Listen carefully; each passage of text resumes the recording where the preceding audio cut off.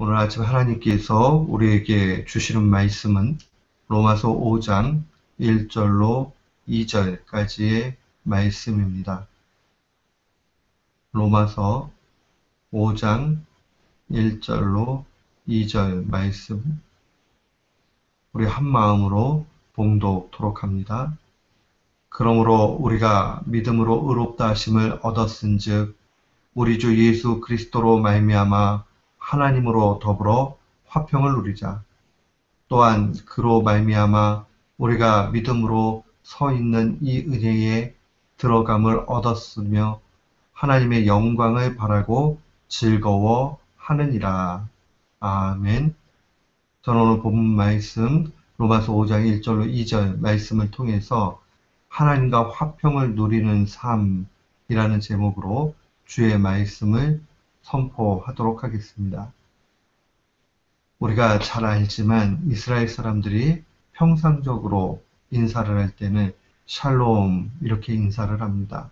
이 샬롬이라는 말은 히브리 사람들 말로 평화 이런 의미를 가지고 있습니다. 예수님께서 부활하신 후에 이 두려움에 떨고 있던 제자들에게 하신 첫 말씀이 요한복음 20장에 기록되어져 있습니다. 예수님 죽으시고 부활하신지 몰랐던 제자들이 문을 굳게 잠그고 있을 때에 주님이 나타나사 주님이 그들 앞으로 가시죠. 그리고 첫 번째로 하시는 말씀이 너희에게 평강이 있을지어다. 아마 샬롬 이렇게 인사하셨을 겁니다. 이 샬롬이라는 인사는 평화를 구하는 그러한 말씀입니다. 이것을 신약 성경에 쓰여진 헬라어로 보면 똑같은 의미로 에이레네라는 말이 있습니다. 이 에이레라는 말이 샬롬입니다. 이 샬롬은 또한 오늘 본문의 1절에 나와 있는 하나님으로 화평을 누리자 할 때 그 화평이라는 말과 동일한 단어입니다. 그러니까 우리가 이 1절 말씀을 한마디로 묵상하면 하나님과 평화하는 것, 화해하는 것, 하나님 앞에 샬롬을 유지하며 살아가는 것, 그것을 의미합니다. 왜 바울 사도가 구원을 얻은 백성들에게 이 샬롬의 의미를 다시 한번 되새기느냐? 결론적으로 이야기하면 인생의 최대의 행복, 인생의 진정한 행복이 하나님과 화평할 때만 경험되기 때문에 그러합니다. 바울 사도는 우리가 구원을 얻은 것, 그 다음에 또 필요한 것이 무엇이냐? 그것은 바로 화평을 누리는 삶이라 하는 것을 분명히 알려줍니다. 하나님과의 화평함이 왜 중요합니까? 신자에게 있어서 이 땅의 삶의 가치, 그것은 바로 하나님과의 화평함 속에서 나타납니다. 즉, 천국을 부분적으로 경험하는 것이 곧 하나님과 화평을 누리는 삶입니다. 완전한 복이라는 것은 천국에서 경험되겠지요. 그러나 이 땅 가운데서도 부분적으로 경험될 수 있습니다. 그게 바로 493장의 찬양입니다. 나 이제 주님의 새 생명 얻은 몸. 이 찬양하다 보면 후렴에 이렇게 고백하죠. 영생을 맛보며 주 안에 살리라. 오늘도 내일도 주 함께 살리라. 이 땅 삶을 살아가는데 영생을 맛본다. 그게 바로 하나님과의 화평함 가운데서 누려지는 참된 복입니다. 오늘 바울 사도는 본문 1절에서 이렇게 증거합니다. 믿음으로 의로움을 얻었으면 또한 하나님과 더불어 화평을 누리는 일이 필요하다라고 증거합니다. 그러니까 믿음으로 의로움을 얻었으면 그것으로 나머지는 천국 가서 얻어진다. 그게 아니라 이 생의 삶 가운데 하나님과 더불어 화평을 누리는 그 일의 귀중함에 대해서 증거합니다. 이 땅의 삶의 가치 뭐냐? 바로 신자에게 있어서는 예수 그리스도로 말미암아 하나님과 화평을 누리는 삶이라 그렇게 볼 수 있습니다.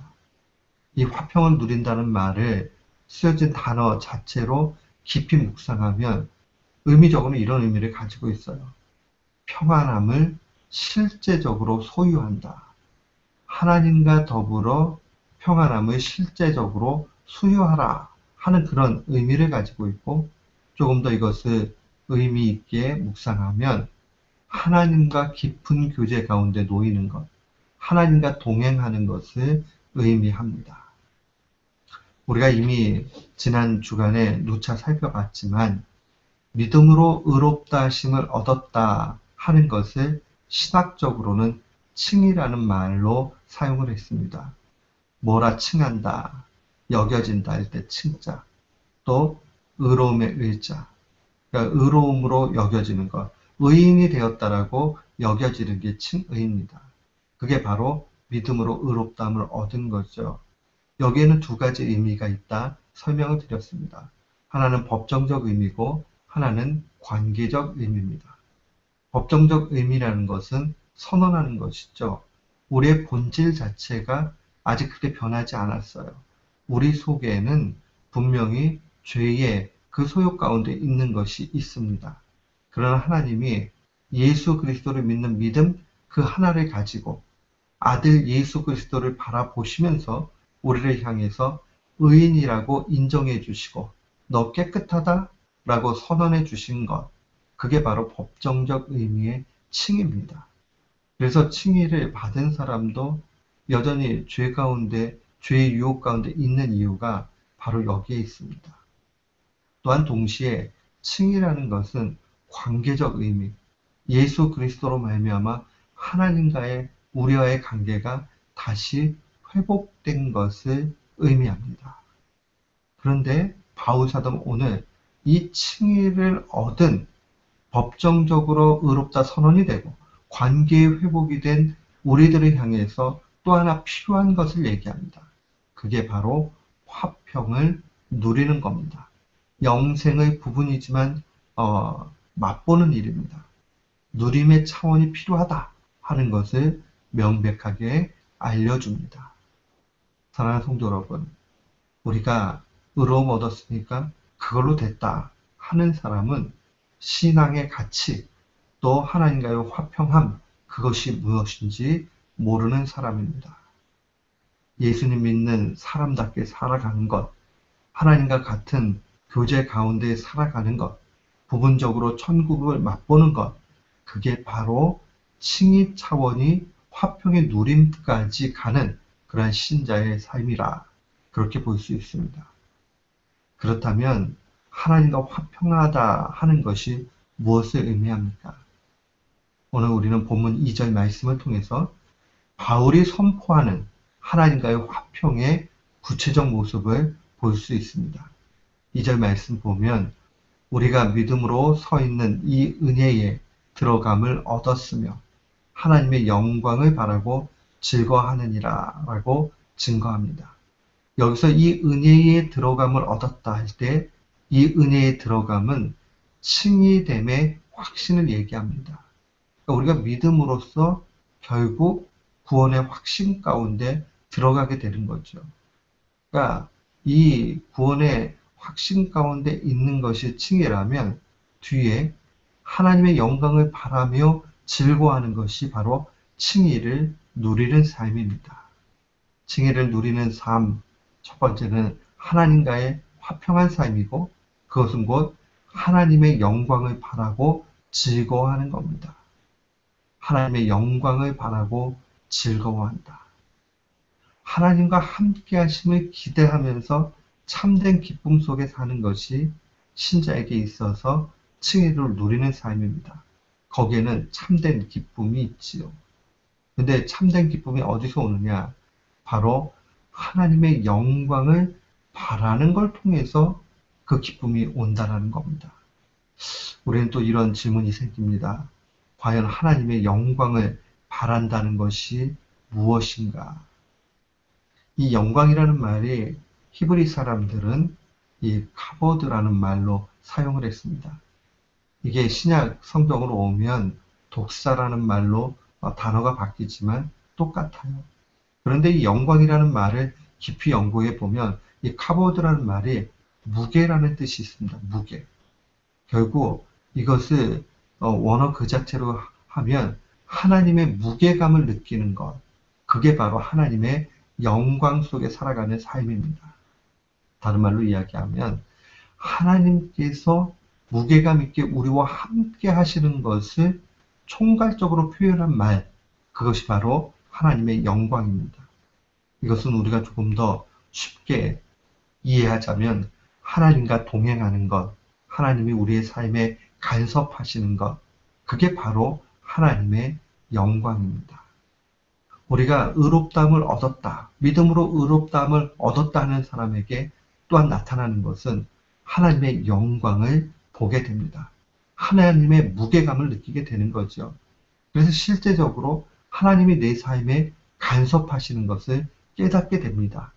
그리고 하나님이 내 옆에 계시다는 사실이 믿어지고 늘 그분과 더불어서 인격적인 관계 속에서 가게 되면 나도 모르는 사이에 말할 수 없는 기쁨 가운데 나아가게 되는 겁니다. 그게 바로 칭의를 누리는 삶, 다른 말로 이야기하면 영생을 맛보는 삶이요, 천국을 부분적으로 맛보는 삶이요, 또한 의롭다함을 얻은 사람이 마땅히 누려야 되는 그러한 삶이라 볼 수 있습니다. 하나님께서 우리와 함께 하신다 하는 그 한 가지, 하나님의 영광에서 참된 기쁨이 나오는 겁니다. 사랑하는 성도 여러분, 오늘 바울 사도는 우리에게 권면하고 선포합니다. 의롭게 된 신자는 하나님과의 깊은 교제, 동행을 통해 날마다 기쁨 충만하게 살아야 됨을 알려줍니다. 그게 바로 하나님과 화평케 되는 삶이고 화평을 누리는 삶입니다. 우리가요, 세상 환경과 사람 바라보면 많이 좌절하고 힘들잖아요. 그러나 변함없는 사랑 가운데 계신 하나님과 인격적인 깊은 교제 누리며 우리의 구원의 기쁨을 감사하며 하나님께서 내 삶에 그의 영광으로 간섭하시는 그것을 묵상하면 거기 안에 참된 기쁨이 나오게 되고 화평을 누리게 되는 겁니다. 그럼 불평이 사라지게 돼요. 오늘 이 말씀을 우리의 마음에 깊이 간직하길 바랍니다. 하나님의 영광, 곧 하나님의 간섭하심을 기대하면서 기쁨 가운데 오늘도 승리하는 우리 모두가 되시기를 주님의 이름으로 축원합니다. 아멘.